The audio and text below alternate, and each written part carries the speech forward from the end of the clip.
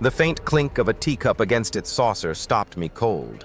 Her business trip voicemail echoed in my ear, but the voice on the other end wasn't hers, unraveling a lie that shattered my quiet London life in an instant. I sat in our Kensington flat, the rain tapping against the window panes, a half-drunk cup of Earl Grey growing cold on the table. It was 6:47 p.m. on a dreary Thursday, August 28, 2025, and I, Oliver Grayson, a 38-year-old accountant with a penchant for order, was waiting for my wife Charlotte to call. She'd left that morning for a supposed 3-day marketing conference in Manchester, her suitcase packed with tailored blazers and a smile that didn't quite reach her eyes. I'd missed her call earlier, so I dialed her voicemail, expecting her usual chipper update. Instead, a man's voice, deep, confident, with a slight northern accent, answered, "Cheers, love. See you tonight at the flat. Conference is a bore, innit?"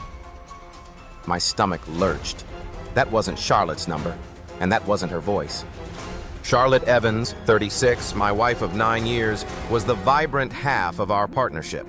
A marketing exec at a posh agency, she thrived on networking and late-night pitches, or so I thought. The flat had felt emptier lately, her excuses piling up like unfiled tax returns, late meetings, client dinners, this Manchester trip. I'd brushed it off as work stress, pouring her tea and listening to her chatter about campaigns. But this voicemail, accidentally left on a wrong number, was a crack in her story. I traced the call. It linked to a flat in Shoreditch, not Manchester. My hands shook as I booked a last-minute tube ticket. I arrived at the address after midnight, the city's hum a stark contrast to my racing heart. Through a ground-floor window, I saw Charlotte, her blonde hair loose, laughing with a man. Tall, rugged, perhaps a colleague named Simon she'd mentioned once. They were on a sofa, wine glasses in hand, her head resting on his shoulder. I recorded it, the cold London air biting my face as tears stung my eyes. Back home, I played the video when she returned the next day, her suitcase still packed. "Care to explain, love?" I asked, my voice breaking.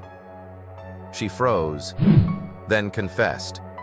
Simon was a client she'd grown close to, the conference a cover for their weekend getaways. She'd been lying for months, her career a shield for this affair. Betrayal cut deep. We'd planned a life together. Holidays in the Cotswolds, a dog named Biscuit, maybe a child. I moved to a mate's spare room in Camden, the divorce papers looming. Charlotte called daily, her voice thick with regret, but I couldn't unhear that voicemail. One evening, I walked along the Thames, the city lights reflecting on the water, and realized I missed her.